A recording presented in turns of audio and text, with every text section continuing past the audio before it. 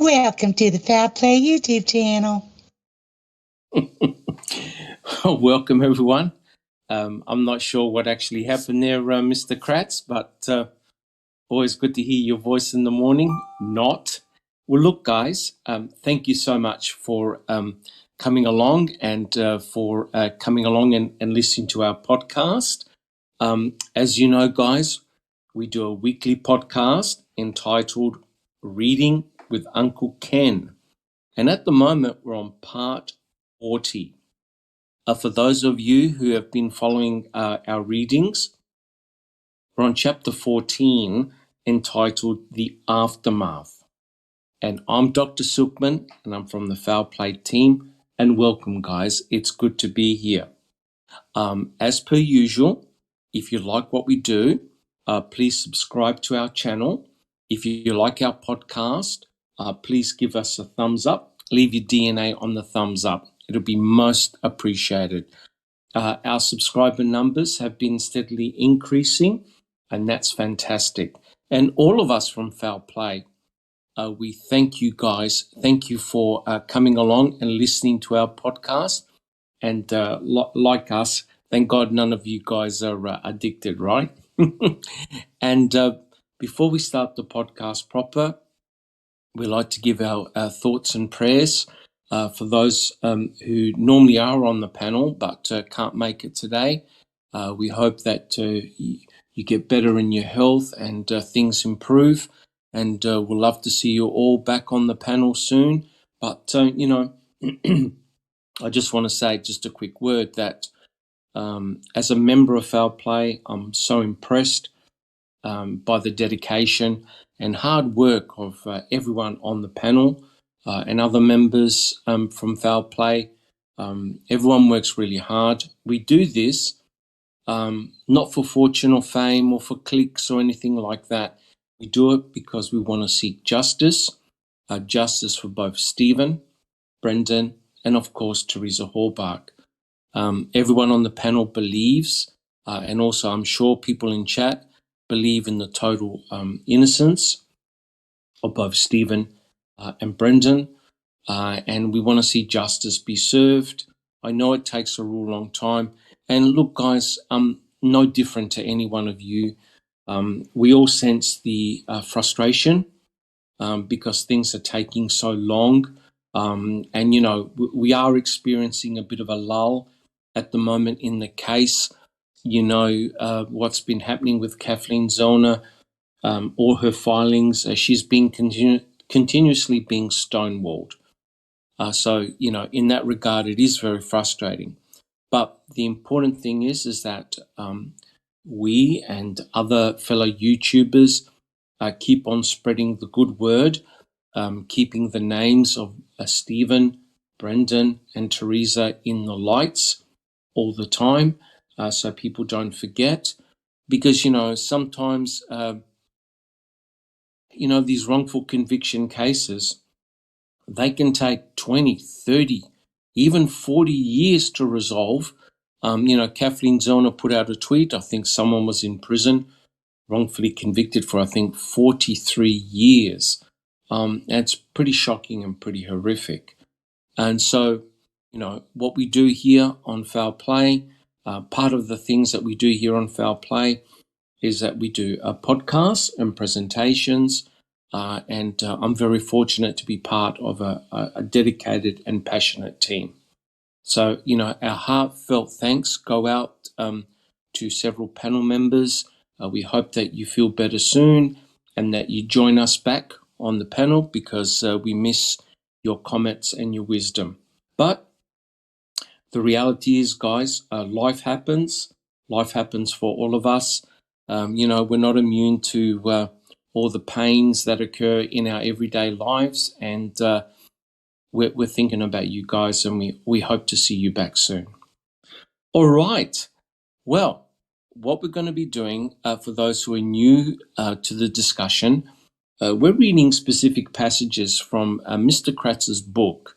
Mr. Kratz wrote a book several years ago, and he did 2 editions. He added additional chapters to his book after Making a Murderer 2 came out. So what we're doing is we're reading from chapter 14 entitled The Aftermath. Now, normally this would have been about the end of his book because Mr. Kratz wrote his book prior to Making a Murderer 2 coming out. So this is just about the end of his book in the first edition.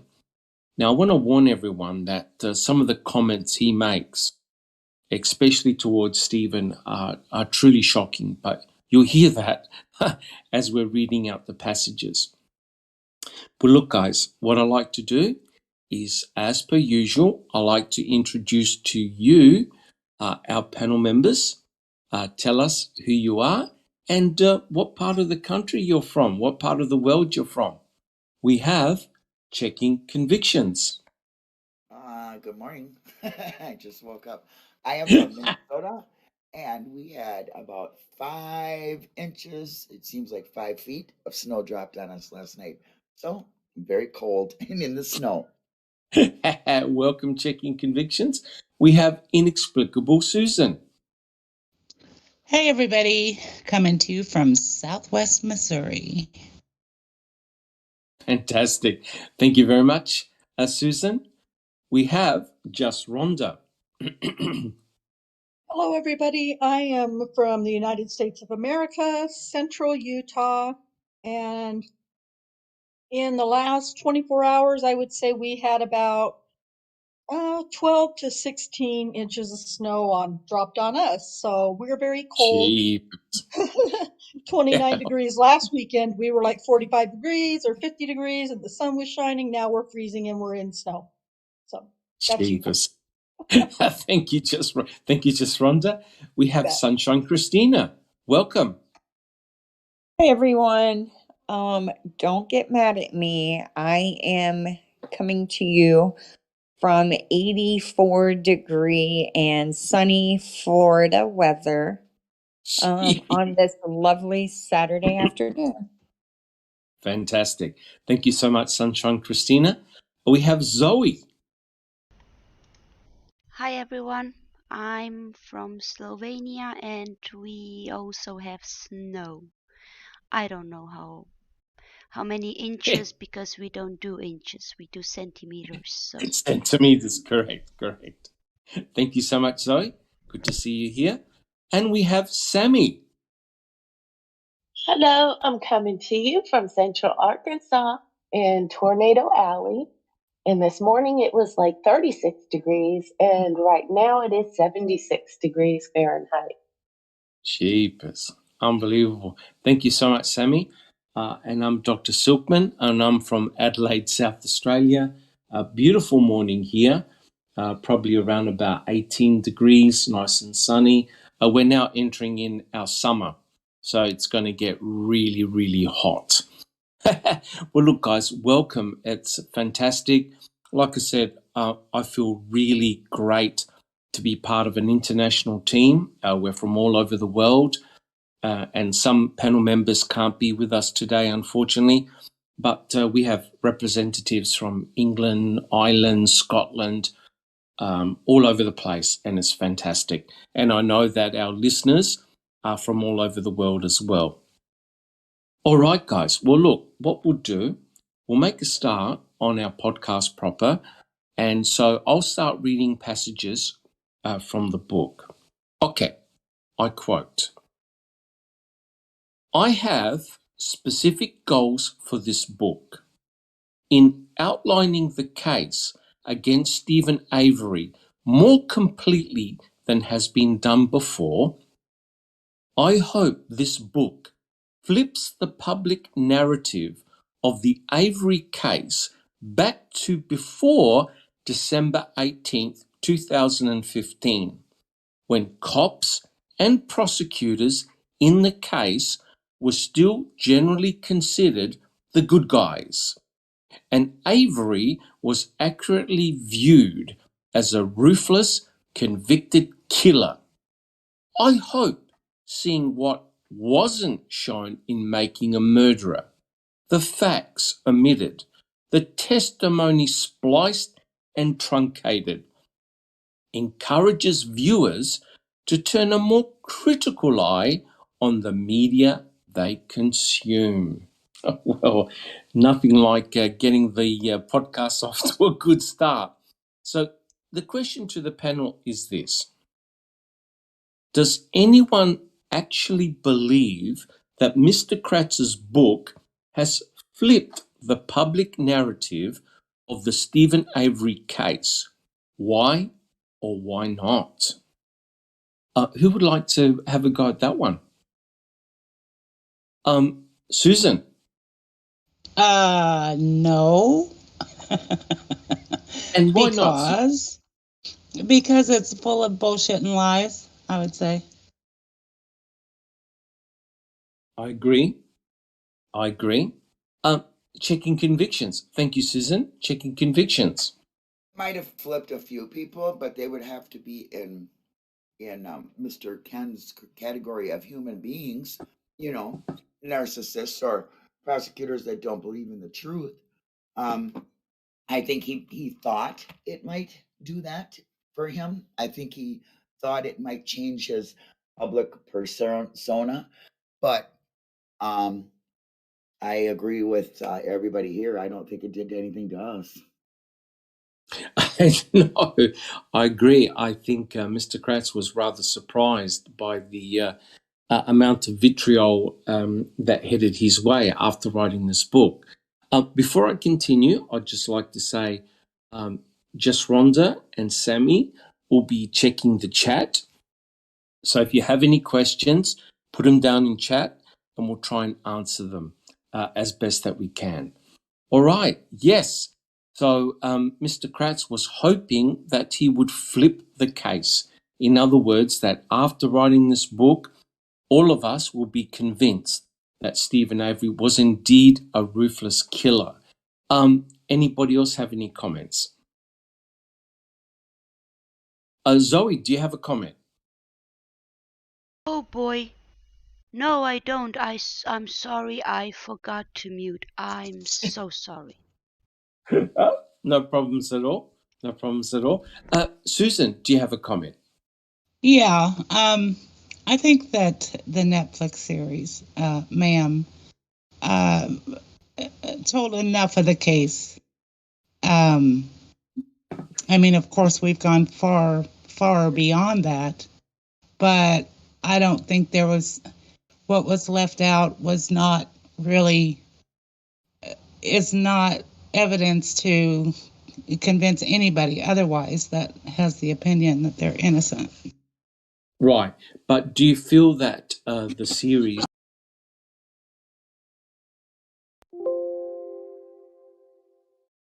the case against Stephen Avery?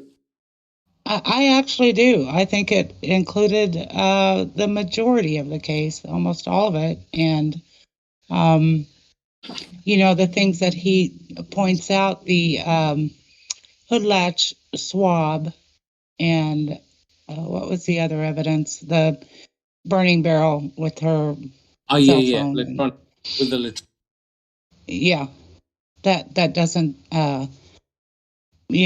totally turn my opinion on the case. They're as easily planted as everything else. Correct. I agree. Thank you so much, Susan. Sunshine Christina, what do you think? I think Making a Murderer was very true to how the case was presented and sold to the media and public. And I think they showed they were pretty true in their representation of Beauty and Strang's defense of Stephen as well. Yeah.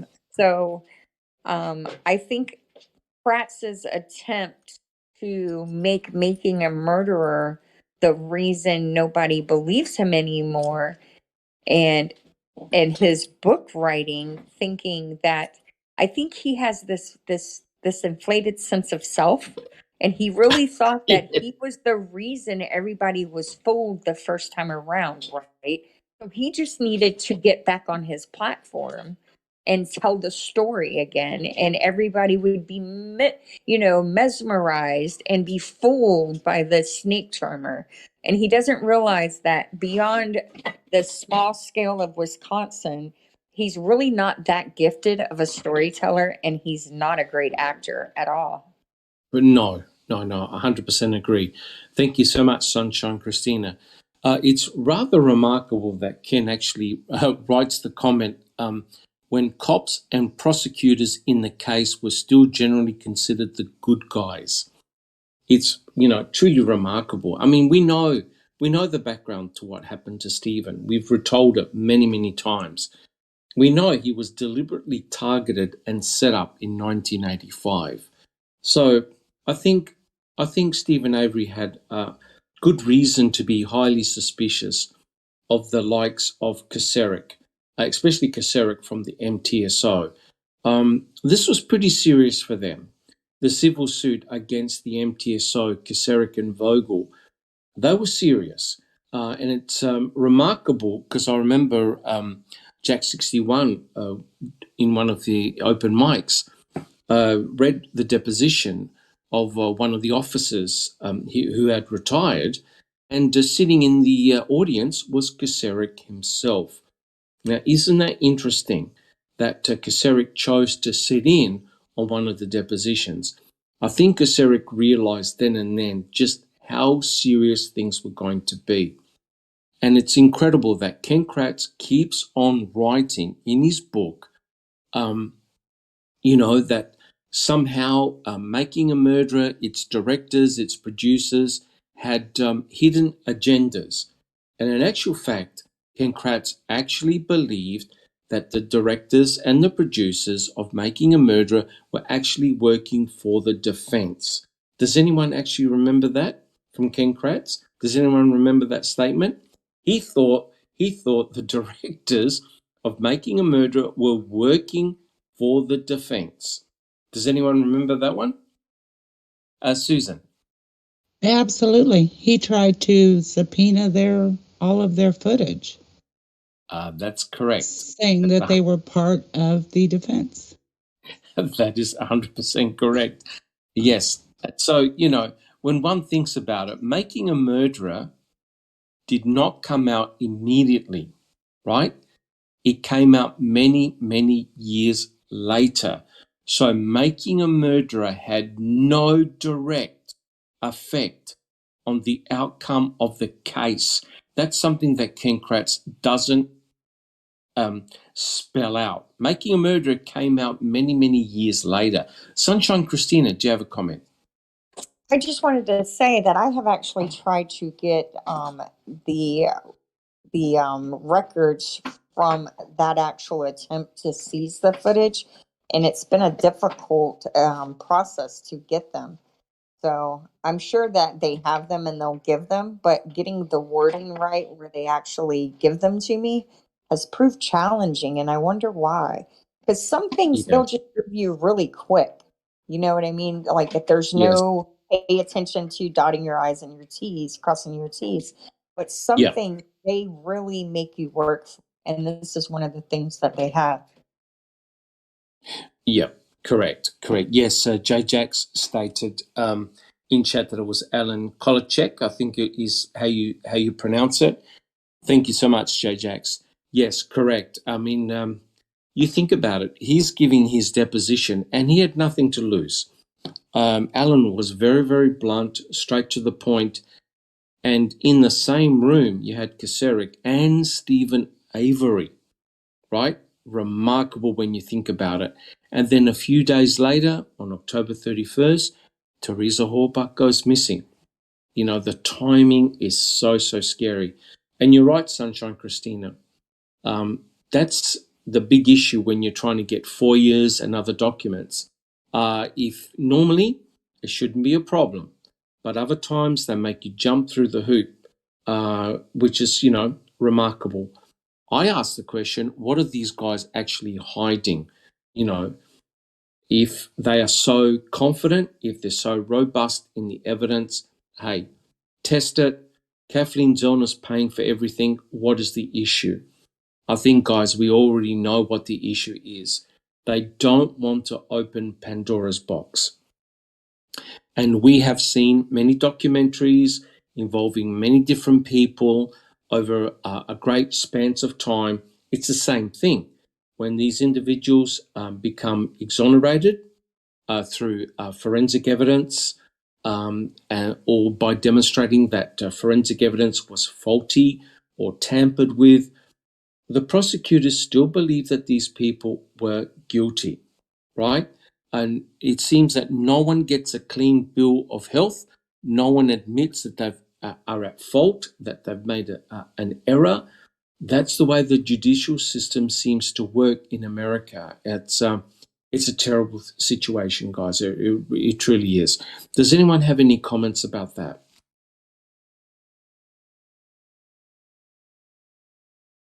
All right, guys, are we all good?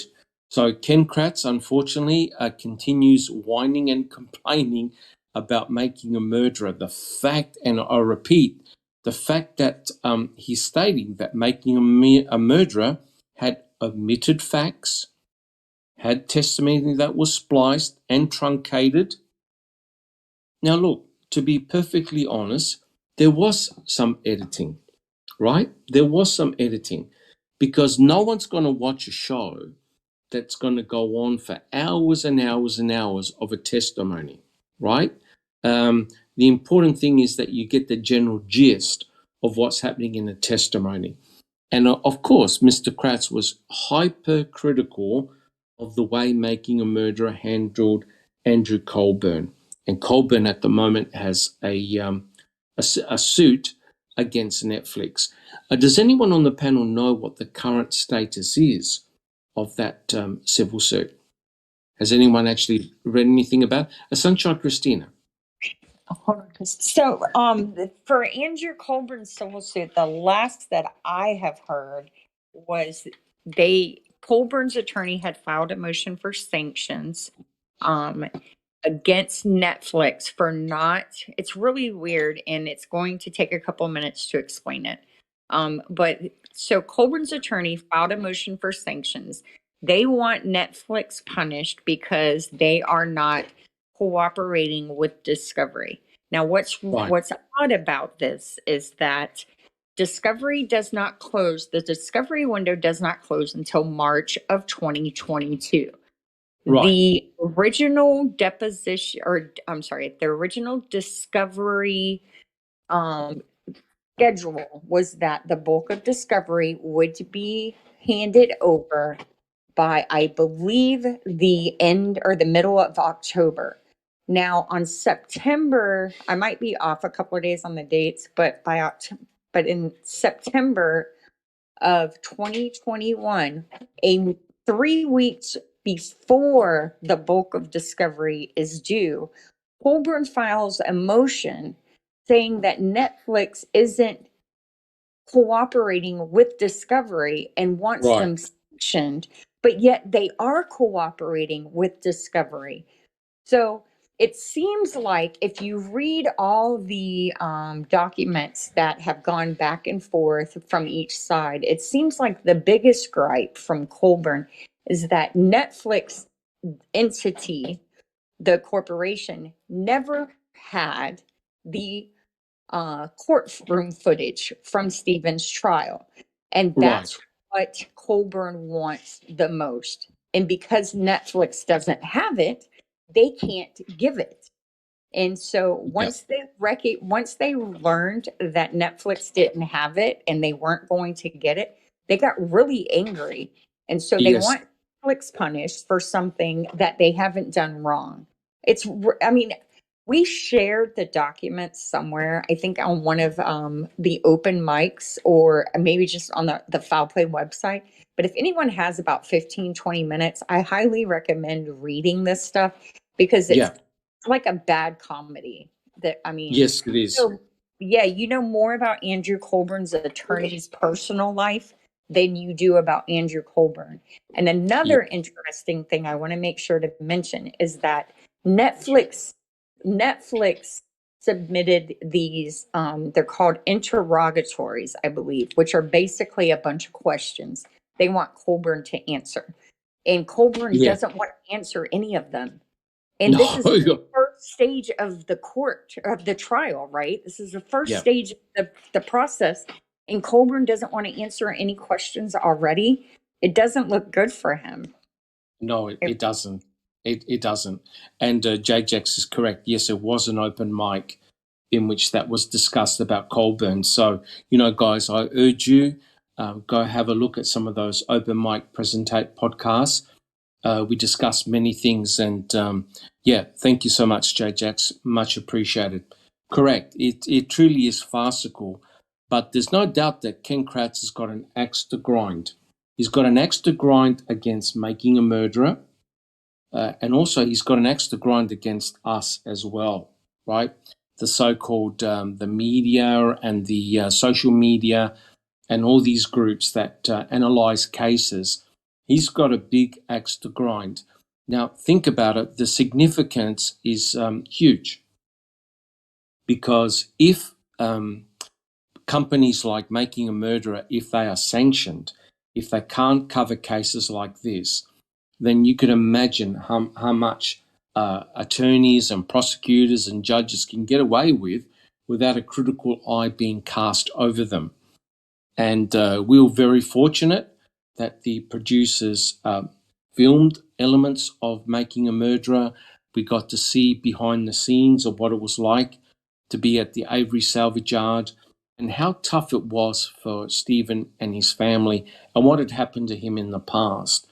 Otherwise, we would have known very, very little. To try and put a sanction on Making a Murderer and also Netflix, I think is a step in the wrong direction and is very, very dangerous. I mean, Ken Kratz, he was at liberty to write his book, no problems at all. Imagine if he was sanctioned and he wasn't permitted to write his own book and his own version of events, right? So, what's good for the goose is good for the gander, and I don't think Mr. Kratz has got anything to complain about, actually. All right, guys, do we have any further comments? All right. Thank you so much, guys. What we'll do, we'll get on with the second passage. I also hope this book will shed some light on why Avery killed Teresa, a question that, to this day, over 11 years after the murder, remains unanswered. Many media pundits and Netflix subscribers claim that it doesn't make sense for Avery, poised to settle his multi-million-dollar federal lawsuit, to jeopardize his fairly bright future by killing a young woman. Why did Stephen Avery rape and kill Teresa Halbach? Because they don't think like Avery, thankfully. Ordinary, logical citizens have trouble conceiving of the answer. Most people probably assume he acted on impulse, that killing Teresa was an uncontrollable heat of the moment act, or even a sexually charged crime of passion. Oh boy. So my question to the panel is this. Did Mr. Kratz ever consider that there were other individuals who had a motive to kill Teresa Halbach, or who would have profited from her death? Who would like to answer that one? Susan? Not for a second. I don't think anybody ever considered anyone else. I mean, Stephen was targeted from the get-go. And I don't think they actually investigated to any kind of extent anyone else. Correct, 100% correct. But what do you think, guys? What do you think about what Mr. Kratz said? He said, I quote, that killing Teresa was an uncontrollable heat of the moment act, or even a sexually charged crime of passion. Guys, do you agree with that or disagree with that? It Susan? sounds like something he might do. I was just going to say that. He sounds like he's expressing his thoughts, not what's in someone else's head. He can't possibly know what anyone else is thinking. I think that's his train of thought for himself. Sorry, but that's just Kenny to me. Correct. But, guys, it's truly remarkable what you're permitted to write in a book, right? So I urge, if Stephen Avery ever gets exonerated, Mr. Kratz should be number one on his target list for a civil suit. I mean, this is pretty inflammatory things. And when you consider about it, right, this was the middle of the day, right? His sister lived next door. He had his nephew there. He had his dad. I'm not sure whether his father was working that particular day, but he had his two brothers there. He had his mum there, right? And anyone could, and including members of the public. This was broad daylight. And, Ken Kratz says that the killing of Teresa was an uncontrollable heat of the moment act. Now, guys, let's remember that Teresa Horbach had visited the Avery salvage yard many times. This wasn't the very first time, right? So why would, let's face it, guys, why would Stephen Avery, coming towards the end of his civil suit, right? And he sat through most of them, and the big boys were just about to be deposed, Kaseric and Vogel. The two very individuals that he pointed a finger to that deliberately targeted him. Why would Stephen Avery have an uncontrollable heat of the moment act or even a sexually charged crime of passion when Stephen Avery was never charged with rape or sexually assaulting anyone? Why would Stephen Avery all of a sudden, when one considers the timing, on his own property in broad daylight, knowing full well that his brothers, his mother, or any member of the public, including Bobby Dassey, who was next door, could come in at any time? Guys, do you think what Ken Kratz said is preposterous or what? What do you think, guys? He's got an answer. He's got an answer to that one. Just Rhonda. Of course, it's preposterous. And, Stephen also knew that Bobby was home next door at that time. So Correct. even if he didn't know if anybody else was around, he knew that Bobby was there. And so, it's just, Ken Kratz is just fucking ridiculous. But just Rhonda, don't you think it's rather disgusting, actually, that Ken Kratz is actually clutching at straws and has to think of a reason of why Stephen Avery would. Pathetic. It's just fucking pathetic, is what it is. Correct. So 100. yeah, I agree. Yep, I believe he's completely clueless. And remember, in the trial, they didn't have to prove a motive. The state doesn't have to prove a motive. Sunshine Christina, do you have a comment? So he said an uncontrollable act of rage, huh? So is that the wording? Would you repeat it again? He said an uncontrollable heat of the moment act. Okay, heat of the moment act. So one of my main theories is that this was likely done by someone with the purpose of framing Stephen.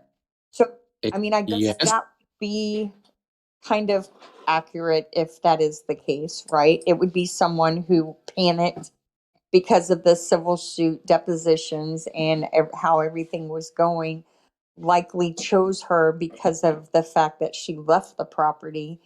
And I guess you could call that the motive behind it.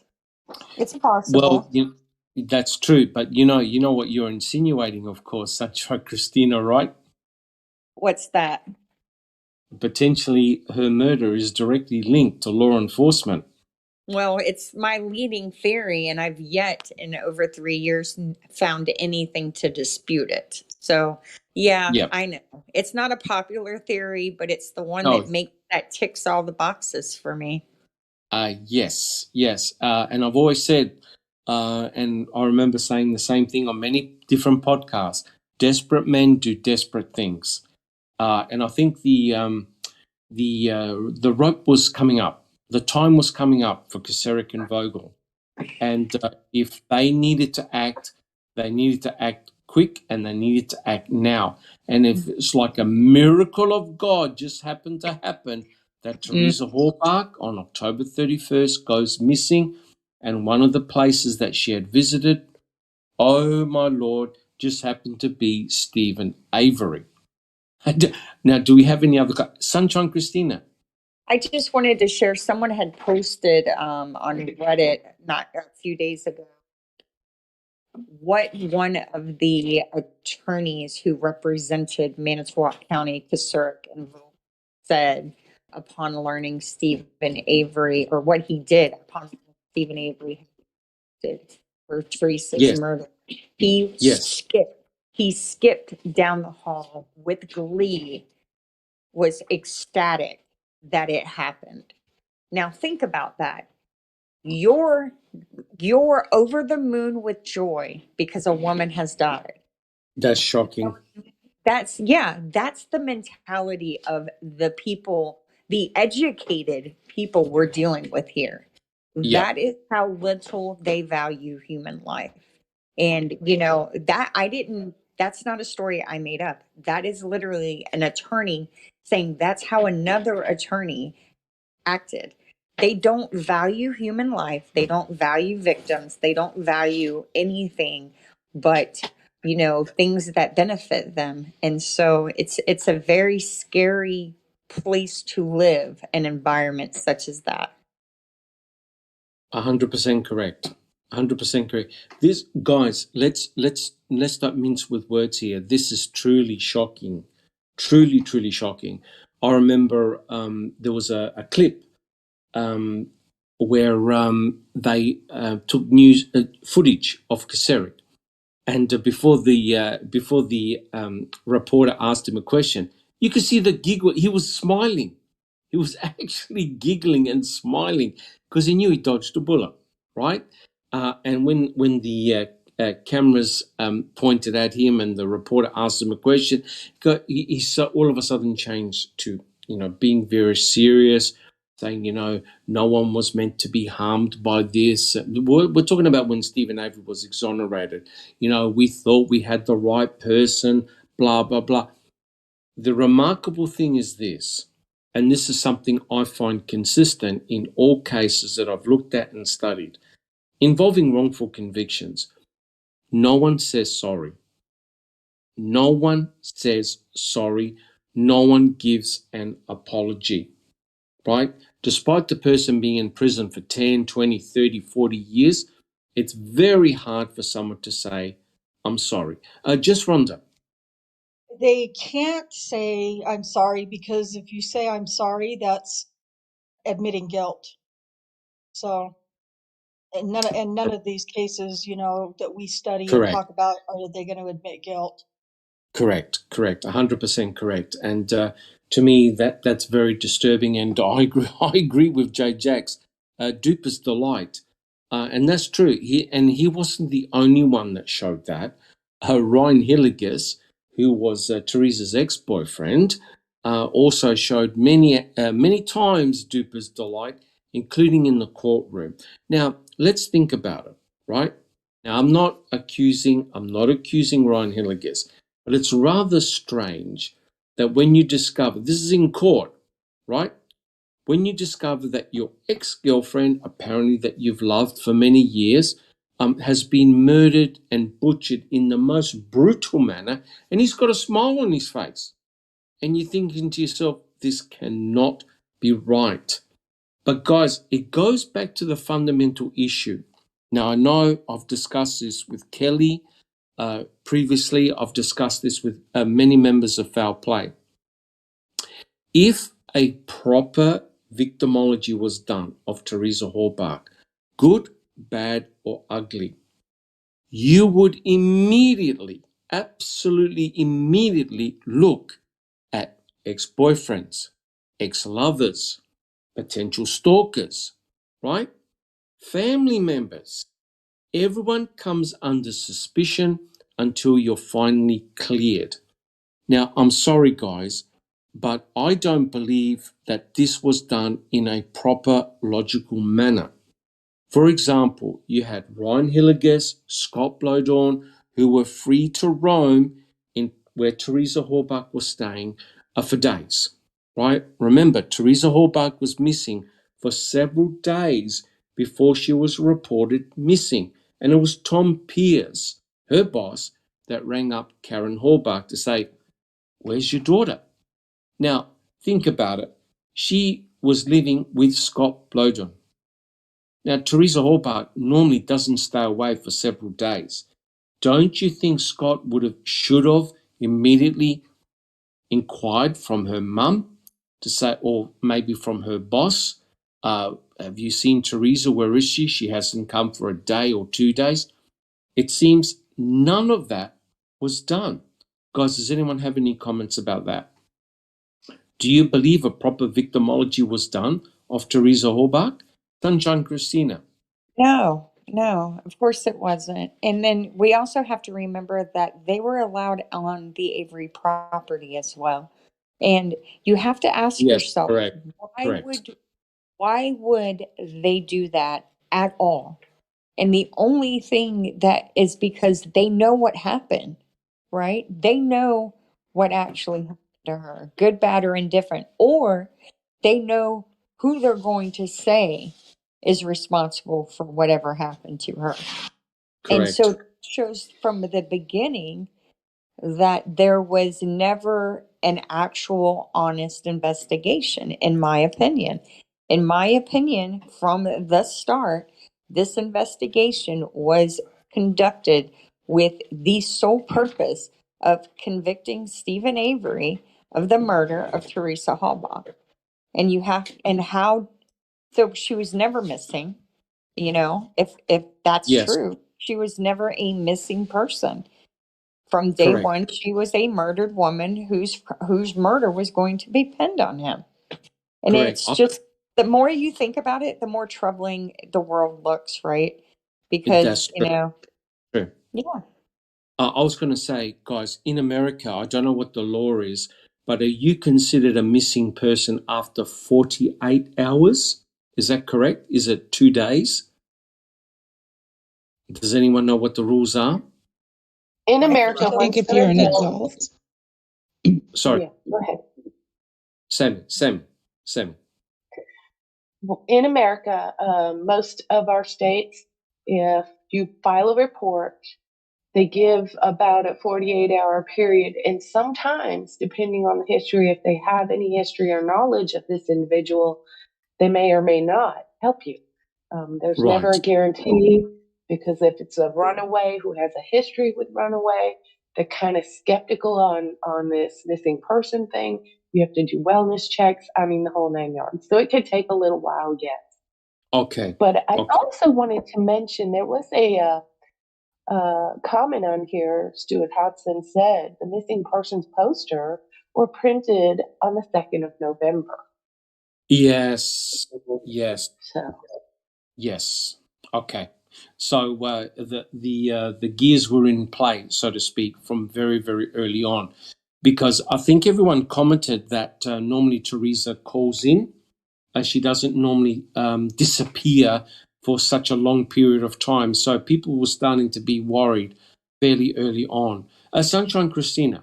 Well, not just that, it was also Halloween.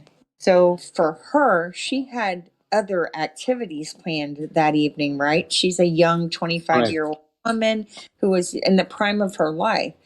So it's hard for me to buy the story that no one was missing her presence in their life for until Wednesday or until the 3rd. I just don't buy that. She was very active with her sisters. She was, an assistant coach on the volleyball team. She ran a business, know, and there was just too many. I mean, and others have done a lot more deep dive into her life and know more, even more things than I do for sure. But there's just too much going on for her presence not to have been missed for that many days. Correct. We're definitely not getting the truth about this at all when it comes to what happened to her and how everyone found out. Right. Yeah. Very, very good point. Susan, do you have a comment? Yeah, and I just want to mention also it's very suspicious with Tom Pierce because Teresa had an appointment Monday. She did. I forget the woman's name that was coming in to get some photos. And he took care of the woman himself. He knew she had an appointment. He knew she didn't show up. And he waits 2 more days to do anything. So, and he never mentions that to the police. And when he calls in, he never says anything about that Monday appointment. So I find that very odd. Correct. And I believe that there were people that she had done photographs with that they rang her up to say, where are my photos? I'm coming in to get my photos. So it's, you're correct. She had a lot of meetings to go to. Plus, I think she actually chaired one of the meetings and was expected, but didn't show up. To me, it's rather interesting that it took so long before the penny drops, so to speak. Way too long. Susan. I said Monday. I think that meeting was supposed to be on Tuesday. I think Monday was the 31st, and yeah. Yeah, I think it was a Tuesday. Correct. Yep. Yeah, but the mere factor that Ryan Hilliges said that no, he never was considered a suspect, and he was questioned with Scott Blowdorn together. So instead of being questioned separately, they were questioned together. They were never considered as a serious suspect, and it is very important. If you're an investigator, the first 48 hours of any investigation are so important. The mere factor that you had Scott Blowdorn and Ryan Hilliges, now I'm not saying that they were involved in any foul play with Teresa Halbach, but in any other normal investigation, they're the number one suspects that you look at. Partners, ex-boyfriends, ex-lovers, you name it, people that she associated with, they're all questioned. You need an alibi. You need to corroborate your alibi, etc., etc. Otherwise, the eye of suspicion is cast upon you. And it's very interesting on how relatively quickly the focus was towards Stephen Avery, right? But the question, and I remember discussing this with Kelly, the question is, did law enforcement have tunnel vision immediately, or did that tunnel vision start at a specific time? Susan. And what did they learn in those first 48 hours? That Zippers was her last stop. That's correct. That was mentioned several times. And in actual fact, Colburn was asked to go and see the Zipperers and the Avery, right? The Avery places. I don't believe they showed up at George Zipperer because he said that the lights were out and they couldn't communicate with George Zipperer. But Colburn went and spoke with Steve. In fact, remember, Colburn was there to talk to Chuck, not Stephen Avery. And Stephen Avery came out of, I think, his mother's house. And they talked and nothing seemed to be amiss. And Stephen was open, whereas George Zipperer was extremely belligerent. And remember, he made the comment about his dogs, that his dogs will eat you from the feet up. So he was very, very obnoxious, completely different to Stephen Avery. So, very, very interesting. All right, guys, do we have any additional comment? How are we going, Sammy, in the chat? We're going pretty good. Oh, we're all good? Beautiful. Yeah. Beautiful. Yeah. And they are having a little bit of a discussion on Has there ever, Pete Moss says, has there ever been such a massive police presence for a missing person? I mean, like everywhere, anywhere. I think the whole thing was a setup from the off, and I agree. Yeah, it's I find it extremely disturbing of the massive unilateral response for a missing person case. I think the red flag was the finding of the RAV4. Once that RAV4 was discovered, all hell broke loose. Now, remember, in the Christine Rudy case, we've talked about this many times, she too was a missing person as well. A young woman, she was pregnant, she was missing too. I don't recall a huge law enforcement response to find her. And I tell you what, if it wasn't for some insider information, Sean Rudy probably would have gotten away with murdering his wife. So, I know it's a different case, but the differences in the responses from law enforcement to what happened with Teresa. Now, all lives are precious, don't get me wrong, but there was a massive difference in the response between with what happened with Teresa Halbach and with what happened to Christine Rudy. I know of no other case for a missing person with such a huge, massive response. We had, I think, 3 district attorneys. We had huge amount of law enforcement. We had the dogs. We had helicopters. We had people searching the lakes. Everything. It was a massive response. And of course, we had people making comments over the radio. Is Stephen Avery in custody yet? Do we have a body? And you think to yourself, wait a minute. Stephen Avery is not the only person on the salvage yard. Teresa Halbach could have been murdered by a visitor. You never know. You never know. But you can see, guys, that the focus of attention was pretty close to pointing towards Stephen Avery, and it happened very, very quick. Right? So very, very interesting. But I'm sorry, guys, but I can't accept Mr. Kratz's assumption that Stephen had killed Teresa as a result of an uncontrollable heat of the moment act or a sexually charged crime. Of passion, mind you. And normally a sexually charged crime of passion normally occurs from an ex-spouse or an ex-lover or, someone that you really pissed off. Stephen Avery had none of those characteristics. He had everything to live for, right? I mean, guys, we've seen it. He cleaned up his act. He started to look good. He lost a lot of weight, cut his hair, looked great. His main concern was with Jody, who kept on being drunk and driving under the influence and always being in prison all the time.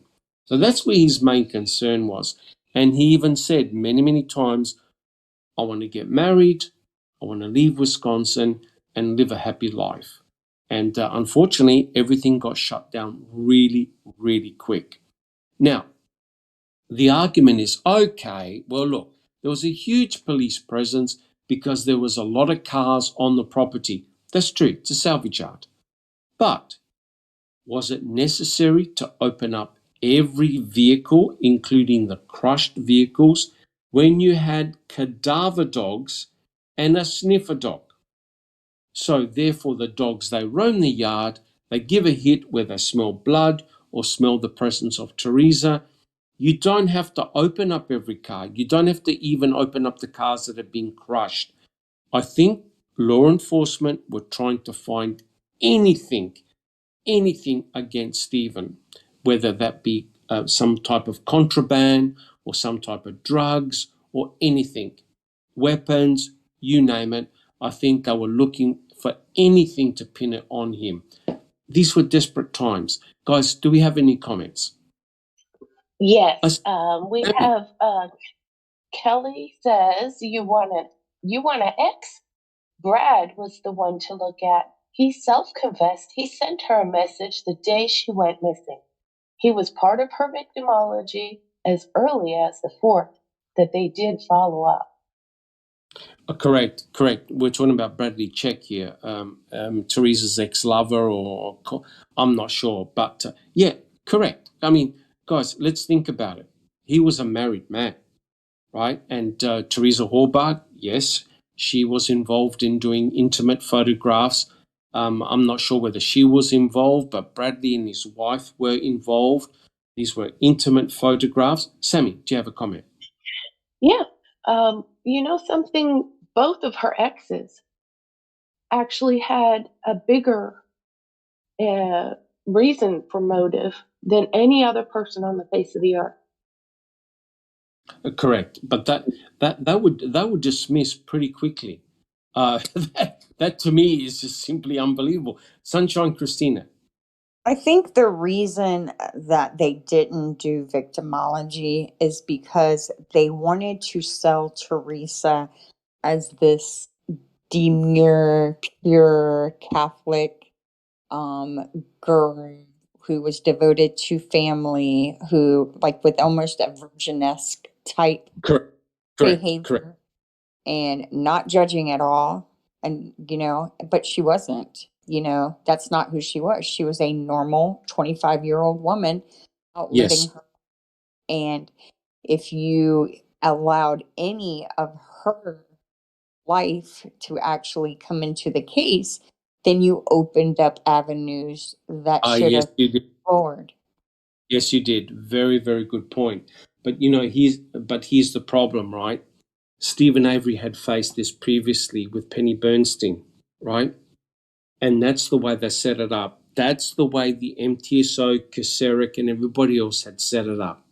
That Penny Bernstein was a valuable, and she is, a valuable member of society, good Catholic family, worked in a business, was very well liked, very well respected, personal friend of Tom Kaseric, the sheriff. Stephen Avery was just a bum, right? He was a low life. He was involved in petty crime.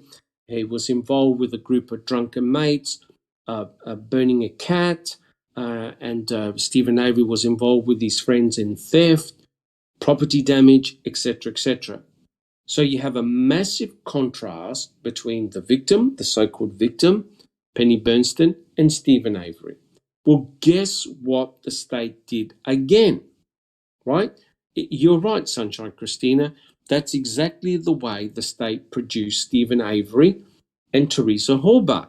Teresa Horbach was this beautiful, pristine, never did anything wrong, butter melt in the mouth, a beautiful model citizen, whereas Stephen Avery was your bum, okay? And, he, according to Ken Kratz, had an uncontrollable heat of the moment or a sexually charged crime of passion. Mm-hmm. What the hell? What the hell? Sammy, do you have a comment? Yeah, Anthony Hills is asking, did Brad see or his wife have a gun? And Kelly Cowles answered, yes, Anthony. In fact, Brad's ex had a VRO slapper against him and a gun restriction order put on him. So there's some injunctions there that might hint to, let's look at this person, right? Oh, correct. And the other person I would look at, don't laugh, but I would look at Bradley Check's wife, because she's the one who put the restraining order, and I'm sure she wouldn't have been too impressed with Teresa Horbach, who she probably blamed for their marriage breakup. That's serious. Very, very early on, was my suspicion, was that I would have checked the exes and their wives or girlfriends. That's me. Correct. Thank you so much. Sunshine Christina. I just wanted to say they totally sold this as a poor Teresa, if only she hadn't have gotten the call to go to the Avery property, right? Her only mistake that day was going to take a picture of a van. But in reality, that is likely her only mistake, if in fact that it was someone connected to the civil suit. So, and his book is such an embedded confession, like, and these hidden innuendos of, like, you get pieces of truth with lots of lies. So you just really, you don't know how to apply what he's telling you. Like, is it garbage, like, to be ignored, or is he really telling us something that we need to look at and Yes. just flip it around and apply it to another person? Well, and sorry, Sunshine. no, you're okay. You're okay. Go ahead. Well, I was going to say, I agree with what you just said, and I believe that this is an embedded confession by Mr. Kratz. He actually gave the motive for why Teresa Halbach was killed, right? She was killed as a result of an uncontrollable heat of the moment act or a sexually charged crime of passion. Does that fit the MO of Stephen Avery? Anyone? Does that fit the MO of Stephen Avery? Any comments? Sunshine Christina? No, it doesn't. No. No. Sammy? I mean, okay, if you think about it, yeah. I mean, the only really things he's done are these stupid, just like with other crimes, except for the domestic violence charge with Jody. And even the Correct. letters he wrote his wife wrote them first. So. Correct. Thank you, Sunshine. Sammy, do you have a comment? Well, Charlotte Dowling said, didn't Vile Kratz say at trial that Stephen actually targeted poor Teresa, not an uncontrollable heat of the moment? He is such a liar and needs to be put in jail.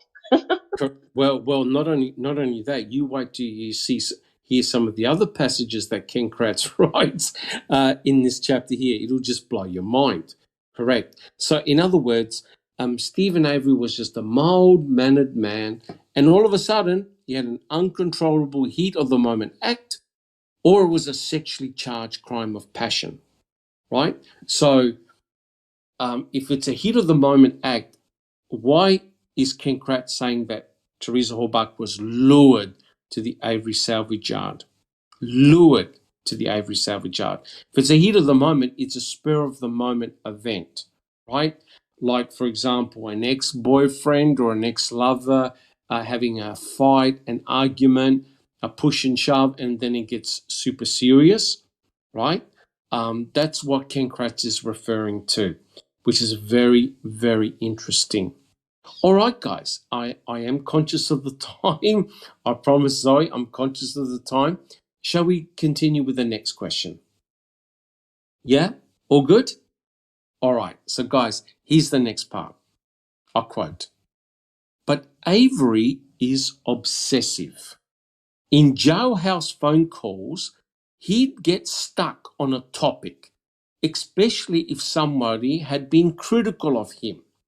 Stephen feels every slight to the core and never lets anything go. It eats at him week after week, month after month, and year after year. In prison for the assault of Penny Bernstein, Stephen sat in his 6x8 cell day after day, focused on what he intended to do upon his release: abduct, rape, torture, and kill a young woman. Teresa's future abduction, rape, and death were recounted at the Green Bay Correctional Institution to any inmate who would listen. So notice here, guys, Mr. Kratz has changed tact. Stephen Avery was thinking about abducting, raping, torturing, and killing a young woman from the moment he went into prison, which completely contradicts what he just said a moment ago. So here's the question to the panel. Why didn't Stephen Avery ever admit to the sexual assault against Penny Bernstein? Was it because he was actually innocent? Who would like to answer that one? Just Ronda. Well, of course it was because he was in it. He's not going to admit to something that he didn't do, obviously. And so he never did. Uh, which I don't know. It seems like I remember them saying, or maybe it was the 2005 case. I don't remember now, but I thought that they also, they said, all you have to do is admit that you did it. Correct. But I think that was for Teresa. I don't know. But anyway, yeah, there's no way he's going to admit to something he didn't do. Of course he was innocent. And I just kind of wanted to uh, go back a little bit when he says that, he says that first of all, it was a heat of the moment, passionate, lost control. And Mm-hmm. I had to rape Mm-hmm. her and kill her. And then says, that he was thinking about it in prison. Well, then From if day he'd been one. From day one. yeah, and if From he'd day. been thinking about it for what, 18 and a half years in prison, why did Yes. it take him 2 years to actually do it when he got out if he was that deranged about it? Correct. 100% correct. But notice how Ken Kratz has now changed his MO regarding Stephen Avery. Even Ken Kratz can't understand it.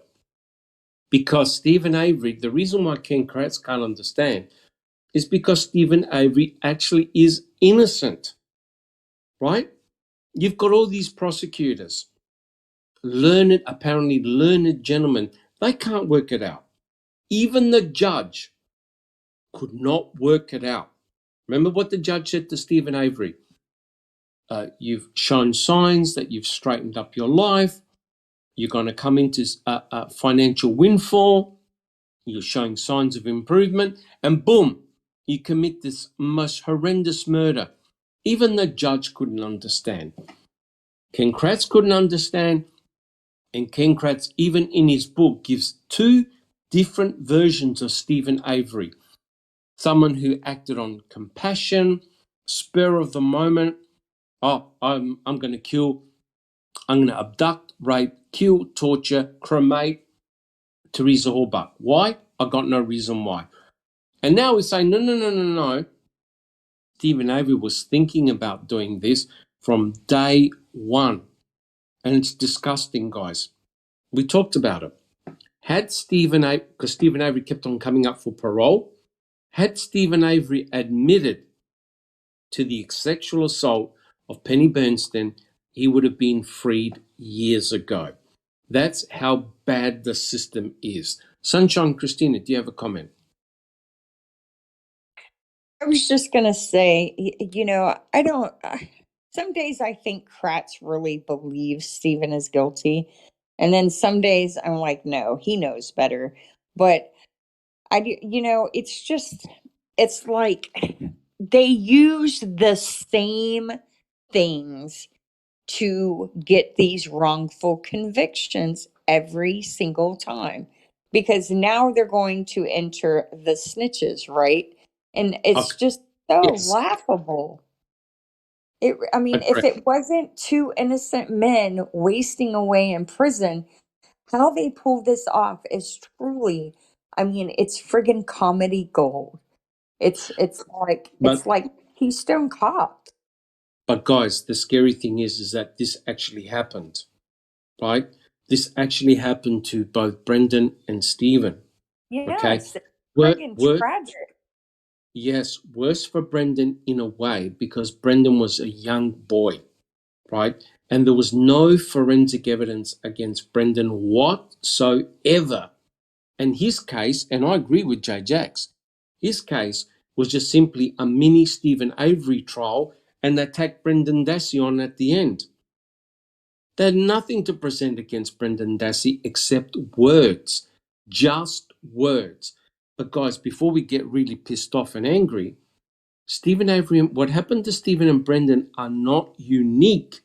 It has happened many, many times where people get coerced into false confessions and evidence can be tampered with. Evidence can be planted. But of course, in this particular situation, it's worse because there's history. There is history. Stephen Avery was targeted in 1985 to take the rap for the sexual assault on Penny Bernstein. As a result of that, you had Gregory Allen, a known sexual predator, free on the streets to continue his evil craft for 10 more years, right? So this is the ultimate sin where law enforcement targets someone that they know is innocent because Stephen Avery had 16 alibi witnesses. Now, let me tell you right now, even in the 2005 case, the number one alibi witness that Stephen had was Brendan Dassey, right? Because Brendan was with Stephen, right? So all Brendan had to say was, look, when I was with my uncle, I never saw Teresa. I never saw her vehicle. We did such and such and such. Stephen did nothing of the sort, right? And we also know that Stephen spoke to Jody twice for 15 minutes on the phone, right? According to Mr. Kratz, Stephen Avery had multitasking ability. In other words, while he remained calm on the phone, he was raping, chopping, mutilating Teresa Orbach while calmly talking to his fiancée, Jody Stokowski.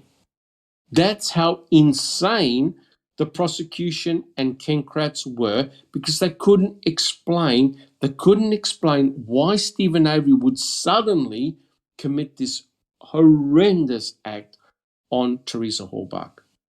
Guys, do we have any comments? Checking convictions. Do you have any comments? Oh, no. Sorry. All good? All good? Anyone have any other comments? All right. Okay, guys. Well, look, again, I'm conscious of the time. I know it's very late for Zoe. I reckon what we do is we do one more question. Guys, is everyone happy with that? We all good?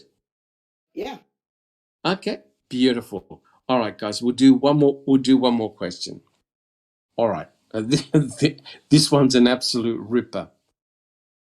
I quote, Avery had planned the brutal attack down to the location, the Avery salvage yard, and the best manner of disposing of the body, to burn it. Heat, especially a big fire, is the one thing that destroys all DNA left on or in the body, semen included. Eliminating DNA at the crime scene, Stephen knew, was the best way to avoid having a murder pinned on him. He'd become somewhat of a DNA expert during his 18 years of incarceration, benefiting from his front row seat to scientific advances in the field. Oh boy. And here's the question, right? Listen to what Ken Kratz just wrote. Here's the question. If Stephen Avery was so in tune with DNA evidence, why did he leave the RAV4 and the key behind? Who would like to answer that one? Sunshine Christina. I'll get back to you in a second, checking convictions. Sunshine Christina. He just wanted to make it easy for them. Correct. Now, here's the irony. Let's think about this, right? Here's the irony. Ken Kratz is saying that Stephen Avery is no fool, right? He's not a fool. He knows the power of DNA. He knows the importance of DNA forensic evidence because, remember, one pubic hair belonging to Gregory Allen had exonerated Stephen Avery. So Stephen Avery knew what DNA was all about because Stephen Avery, through his attorneys, kept on asking for DNA testing. So Stephen Avery knew what DNA was all about. If that's the case, and Mr. Kratz talks about a big whopping fire.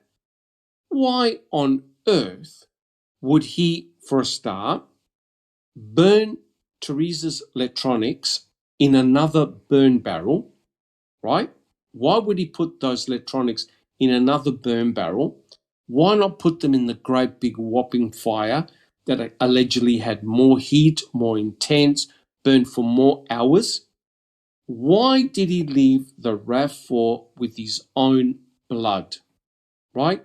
Now, he would have known, Stephen Avery would have known that he was cut on the finger, right? Because he had cut that opening on his finger many times before, and it had healed. Because he works in a salvage yard, being cut with metal and other sharp objects. That happens. That's part of the course of working in a salvage yard. If Stephen Avery had cut himself, he would have been conscious that he was bleeding. He would have seen blood. He would have known that he was bleeding. If he was such a DNA expert, why did he leave the RAV4 behind with his own blood? 6 droplets and flakes of blood in the RAV4. Why would he do that? Why would he leave a key of Teresa Hallbach in his trailer when you don't need a key to transport a vehicle to the crusher? So and plus the number plates.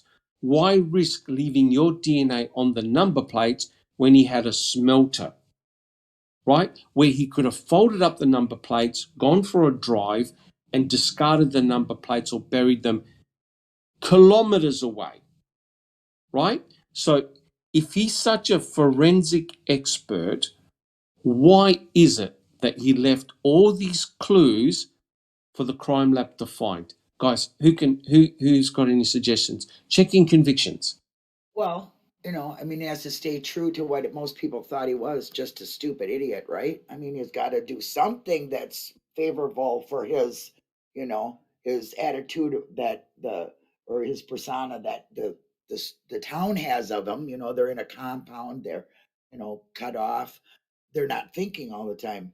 But honestly, how could you be so smart and clean up your trailer so good that you left your Correct. own DNA and dust everywhere, or Correct. and absolutely nothing of the victim, and then think, oh, I better burn everything. But then, yeah, okay, give me a second. I'm stupid again. I'm going to go over to the burn barrel. I'm going to put some things in there. Oh, what am I going to do with the wrap? Oh, I'll leave that blood there that you can clearly see. And if anybody,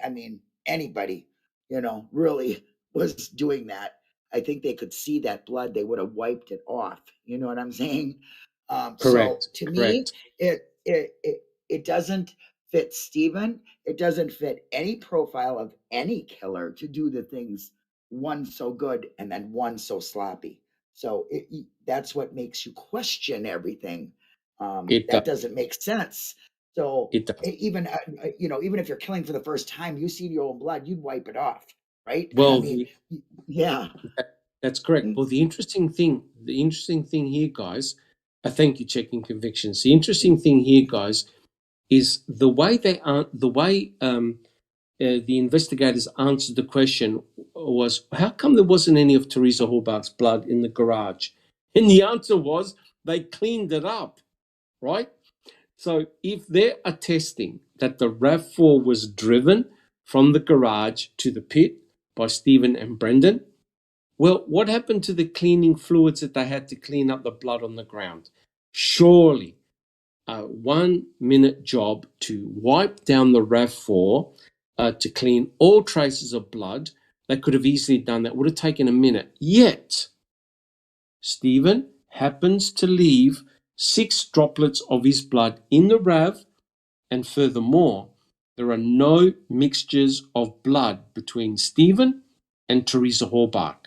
So if Stephen Avery is actively bleeding, why isn't his blood in the same area that Teresa Hallbach was in the back, right? And what about A23? That's blood, that's DNA. It doesn't belong to Stephen. It very likely doesn't belong to Brendan. Same with Teresa Hallbach. Otherwise, Cherie Cohane would have stated, So therefore, you've got someone else's blood and hence DNA on the back door of the RAV. It can't be Stephen. Brendan never had a cut because they checked each person for cuts and abrasions. He never had any cuts on him at all, or bruises, nothing. So therefore, the actual crime scene itself makes no sense whatsoever, right? So I agree with you guys. There must be two Stephen Averys. A guru, a forensic guru, and a dumbass. A forensic guru who has the ability to completely clean up two crime scenes. His trailer, the bedroom, especially the bedroom, and the garage, of everything, all bodily fluids, all hair, all fibers, everything. Just Rhonda. Dr. Silkman and Linda, you guys are forgetting they had 5 days to clean it up. So, Yeah, but also Good point. but the other thing, of course, is that the planners and the planters had the same amount of time as well, right? Right. So any potential suspects, for example, an ex-lover, an ex-boyfriend, had exactly the same amount of time. So what applies to Stephen applies to them as well. Now, if Stephen, think about it, Stephen left for Crivets. He left for Crivets knowing full well, think about this, that he had left behind the car, the victim's car, the key, the plates, and the cremains, all in his property, and he went to Crivets to have a good time with his family. Is that the normal behavior of a killer, Sunshine Christina? No, of course not. It's not the behavior of someone leaving a crime. And so let's think about it from the Stephen was running away. Why did he stop in Crivets? Why didn't he just take another 2-hour trek to the Canadian border if he was going to Correct. leave all that evidence behind and run for it? So the Stephen Avery was fleeing theory just kind of falls if you actually, think about it for more than a half a second. And Correct. then one of the things that bugs me, and I'm sure bugs a lot of other people, is the fact that we have all this video shot by officers of the Avery property. They started filming on the 6th. They filmed again on the 12th before they released the property back. So we Yes. have a perfect record of what the property looked like. Yet they didn't use it at trial to show the Avery property. Instead, they used a digital recreated, and I use that term loosely, image. And why is that? Is it because they knew that trying to sell a bloody crime scene while showing what the garage and bedroom actually looked like would not have, it's. I think you've struck a very, very important point, and I think that deserves a podcast in itself.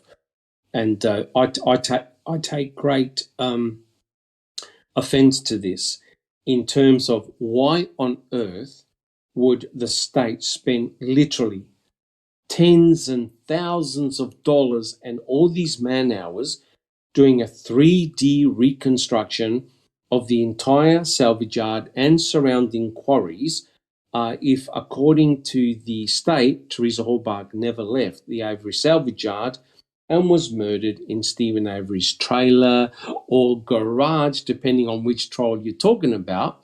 So, in other words, the actual crime itself was a localized crime, which means that you had literally one building in which the crime took place, a maximum of 2. Why would the state spend all this money doing a 3D map of Stephen Avery's trailer, bedroom, garage, surrounding properties? Because you know why? It gives a false impression of the way things were in those properties. You're right, Sunshine Christina. What should have happened was that the jury should have been put on a bus and taken a tour of the property so they can visually see the burn pit, the garage, the rooms, how it was all set out. And they would have immediately seen, you got to be joking. There's no crime here. This is ridiculous. Where's the evidence of a crime?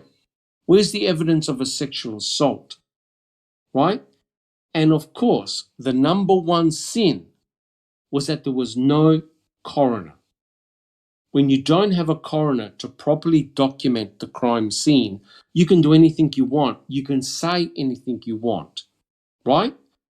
The burn pit was cleaned up really, really fast. And Sunshine Christina, how many times have you said it?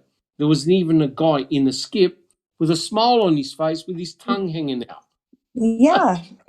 And we have to remember there was a coroner that responded, but he responded to the Manitowoc County owned county Correct. quarry, and which was miles away from Stephen's property. We have Kelly Sipple from the Calumet County Sheriff's Office on a call to his superior, I believe Paul Roush is his name, who was a captain, talking about all the human bones. And this is on the 9th of November. All the Correct. human bones found off of the property. So, Yeah. you know, they are very cognizant of the fact that they are selling a fictitious story because they're Correct. talking about it amongst one another, but they're not writing about it in reports to give to the defense and that the public and media would get a hold of. So Correct. it's intentional, it's deliberate, and it's wrongful. And people on forums like to argue about all the evidence and all that. I'm thinking to myself, yeah, only because Zellner has yet to get a court date to Correct. be allowed to Correct. supplement the record with the facts that didn't make it into the trial. Right now, she's bound by what the trial record says, right? That's the official, and I put quotations marks around that, the official narrative. But Correct. if she ever gets her day in court, it's over because she'll be allowed to present all the stuff we all know really happened. Correct. Look, there's no doubt, and Jay Jacks makes the comments in chat. There's no doubt. Look, the problem is this. If you're involved in collecting the evidence, you control the evidence and its release, right? You can hide the evidence. You can come up with any story you want to explain the evidence. It was pretty obvious that Ken Kratz only wanted the crime scene in Stephen Avery's burn pit. He had to admit about Yonder burn barrel number 2 because the Dr. Eisenberg had confirmed that there were cut, burnt human cremains in Yonder burn barrel number 2. Ken Kratz did not want to talk about the quarries. He did not want to talk about the Manitowoc County gravel pit, nor the human bones.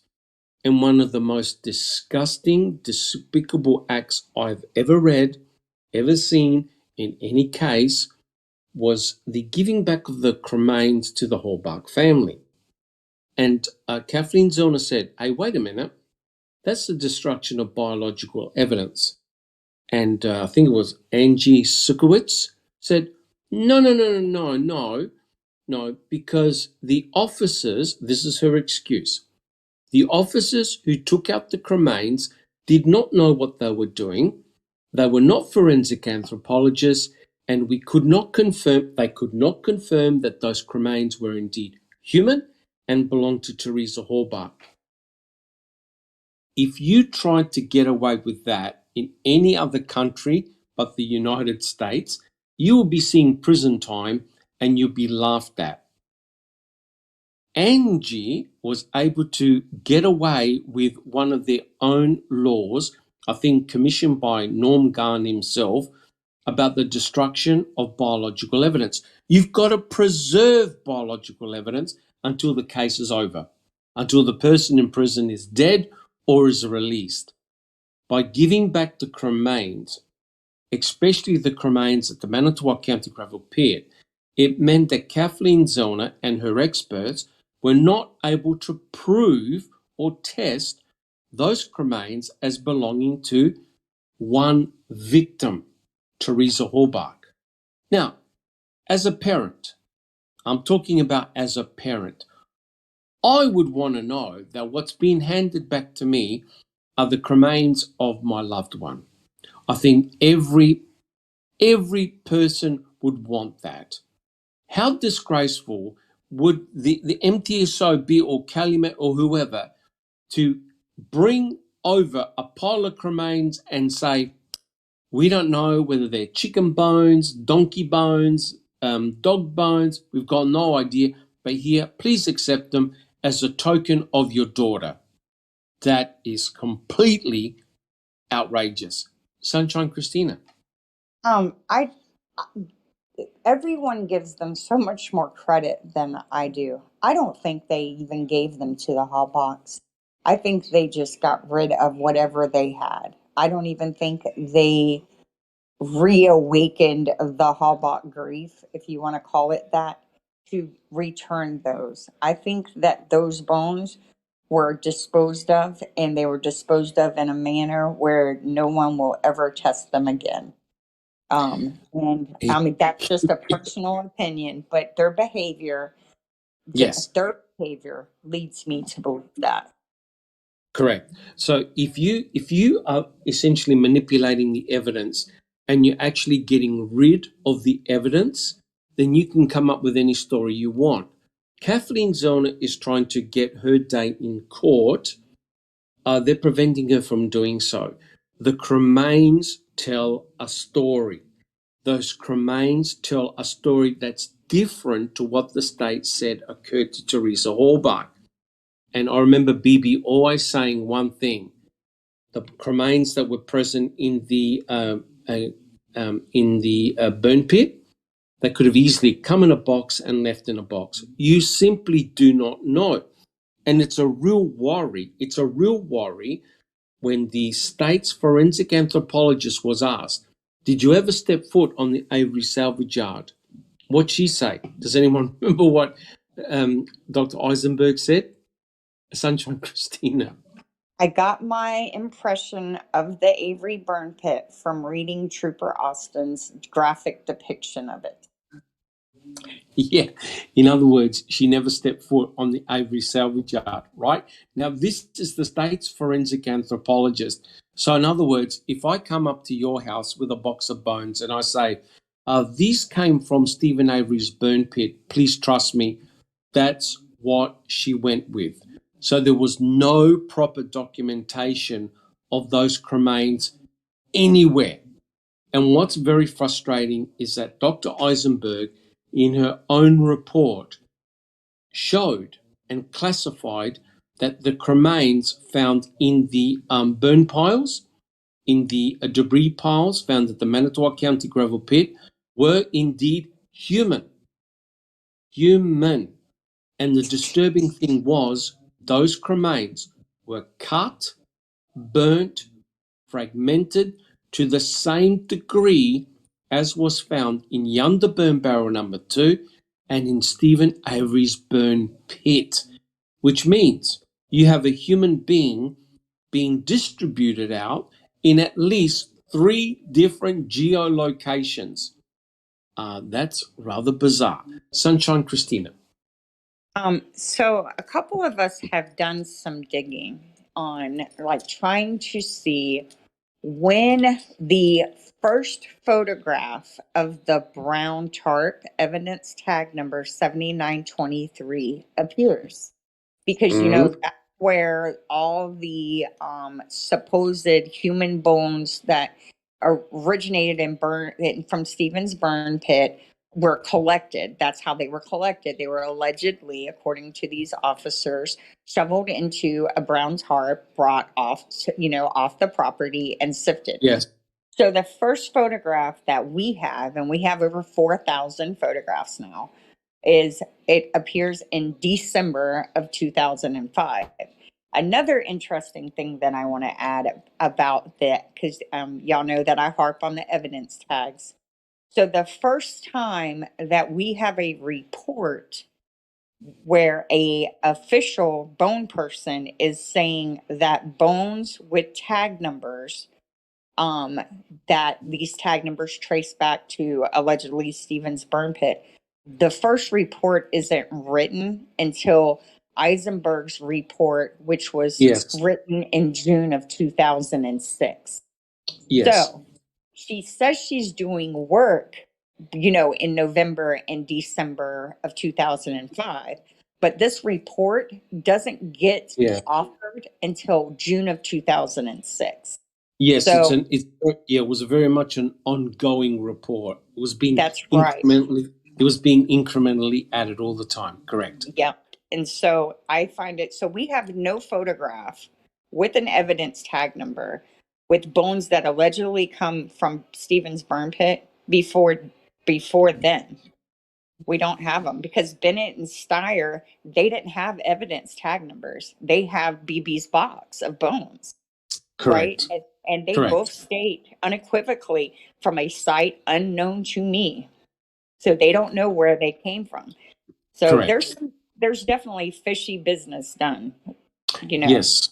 Yes, 100% agree. But, getting back to what Ken Kratz was saying, how on earth can Stephen Avery be so cognizant of the power of DNA, right? And yet leave so many clues behind? It truly, that's a discussion for another podcast. But, you've got the savant and you've got the idiot. And a lot of people have mentioned that there must be two Stephen Averys going around. Someone who's an absolute forensic guru and genius, and the other one who's an absolute idiot. And anyone in high school can see all this incriminating forensic evidence. And it's simply crazy. Because remember, Stephen Avery went to Crivets with Chuck, and Earl, his brother, opened up the salvage yard on Saturday morning, which meant that he allowed people to come in, he allowed the public to come in, and of course he allowed Pam of God and Nicole to come in and search. But they weren't the first searchers.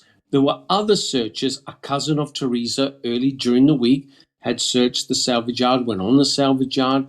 He reported nothing. We had the flyover on November the 4th on the Friday with a low-flying plane.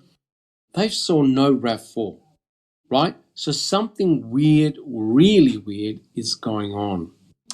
All right. So again, guys, we're left with this perplexing thing about what Ken Kratz writes. On the one hand, yes, David Beach. Thank you, Jack61. Yes, a cousin of Teresa, David Beach. Yes, so that's very, very interesting. So, in other words, Earl did not stop anyone from coming on into the property, right? He didn't say, no, you're not allowed to. They didn't shut the salvage yard. The salvage yard was open for business. They went to Crivets as they normally did. So they didn't act suspicious, right? The salvage yard was open to the public. Now, trust me, if you've committed this horrendous act, are you going to leave all this incriminating evidence behind?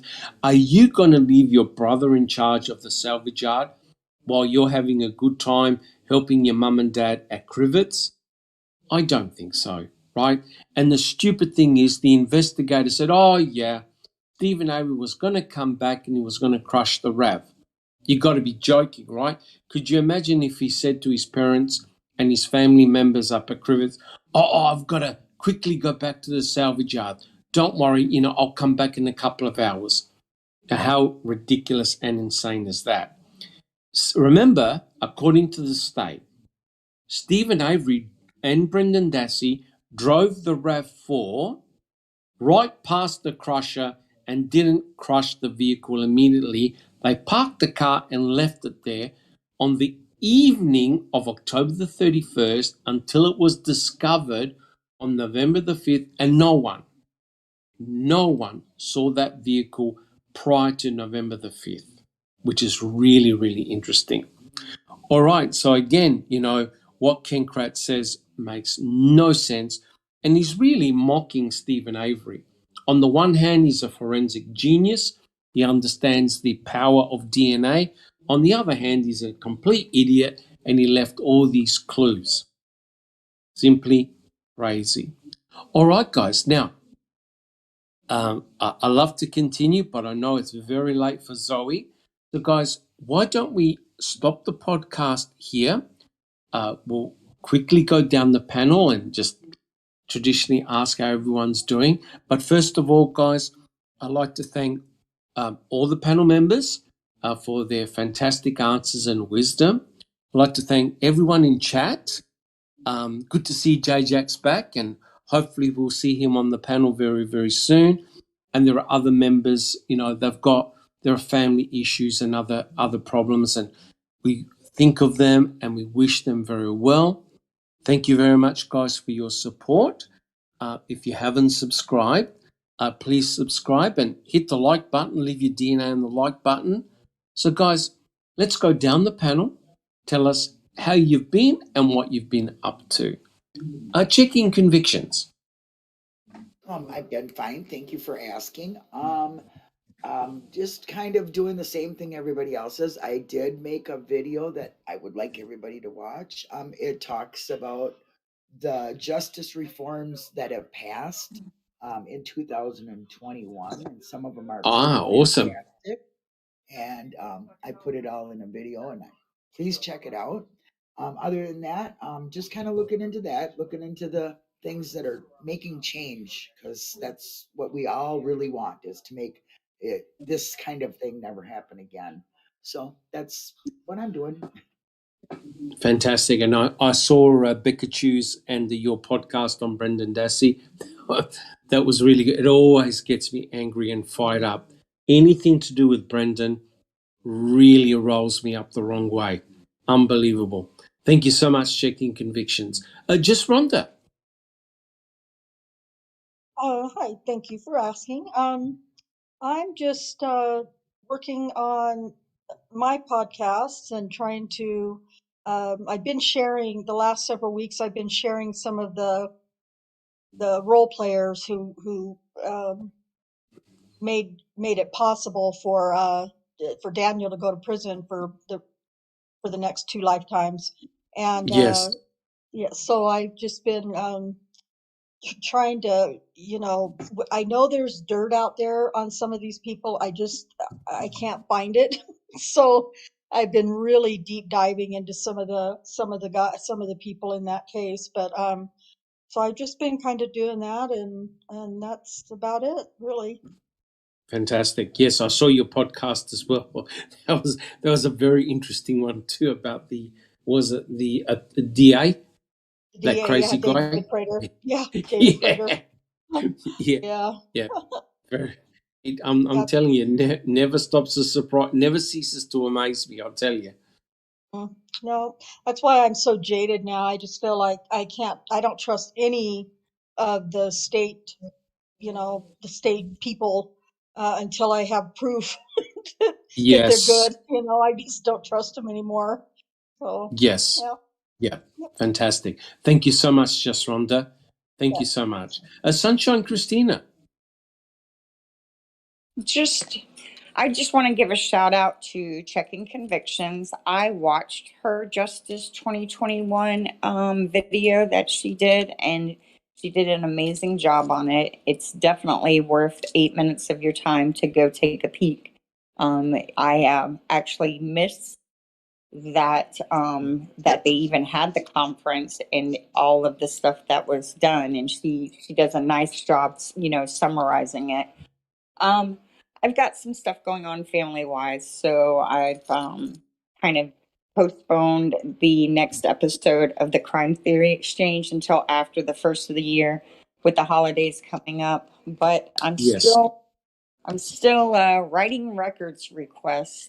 I've been reading some more depositions again, and it's funny. I encourage everyone to go over the records in any case that you're researching.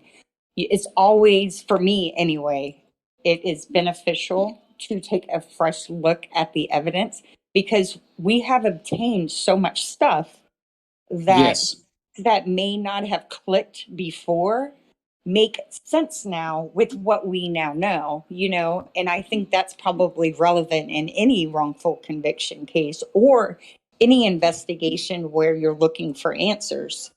So, because you correct. gain more knowledge the longer you look at something, right? You Um, do. You and, can see the pattern.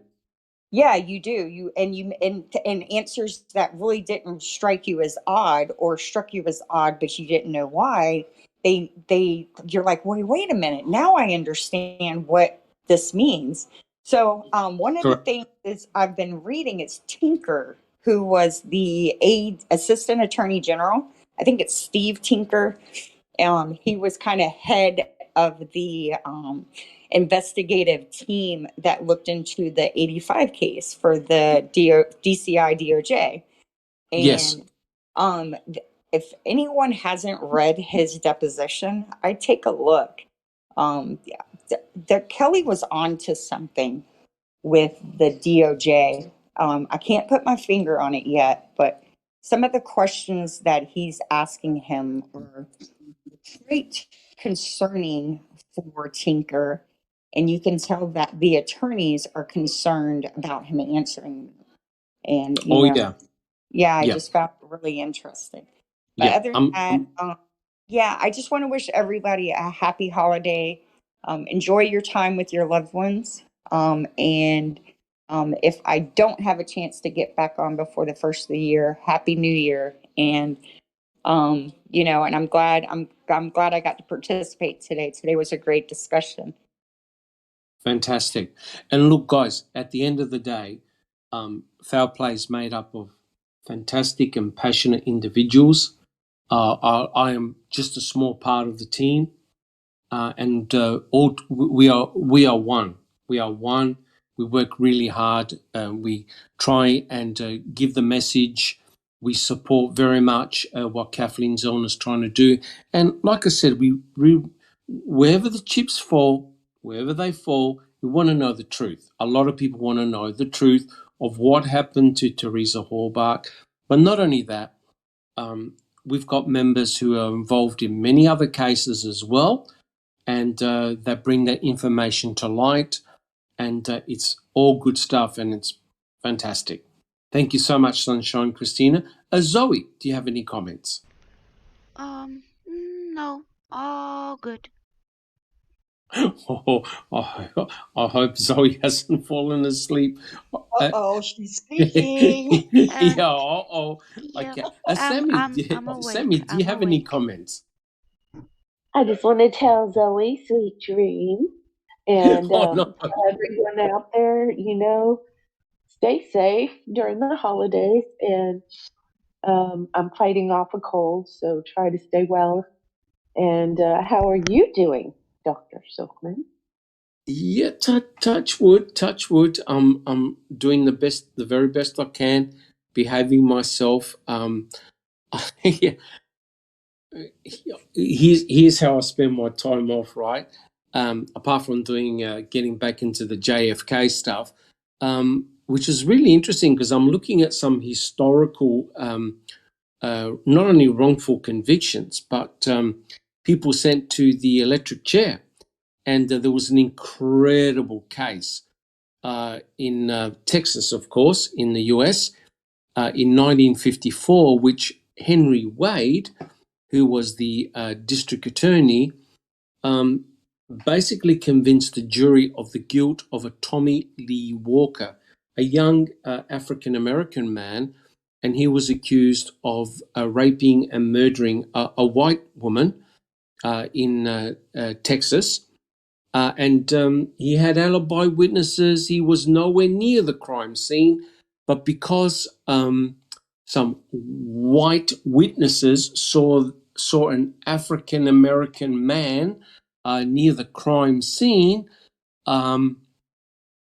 he was rounded up. And back then, much to my surprise, when they had a murder take place in a particular neighborhood and they suspected an African American, what they used to do was they rounded up all the African American men and they interrogated them.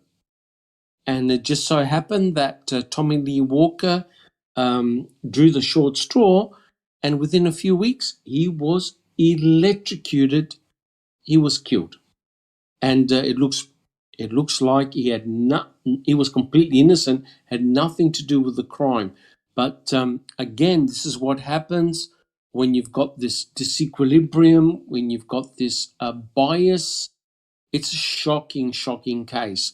So if you haven't read it, check it out. It's there's an article in D magazine, and it's entitled "Henry Wade Executed an Innocent Man." And you know what's interesting? There's been 17 exonerations under the rule of Henry Wade, because Henry Wade was a DA who wanted to send the suspects straight to the electric chair. I think he sent 53 people to death on the electric chair. So imagine how many of those were totally innocent. So my point is, there are historical cases where there is no DNA in which people have been wrongfully accused. Checking convictions. I'm sorry, that was an accident. Oh, no worries. All right, guys. So again, I'd like to thank everyone, and please subscribe if you haven't. Leave your DNA on the thumbs up if you enjoyed our podcast. And guys, we will all catch you next week. God bless. This has been a Foul Play production.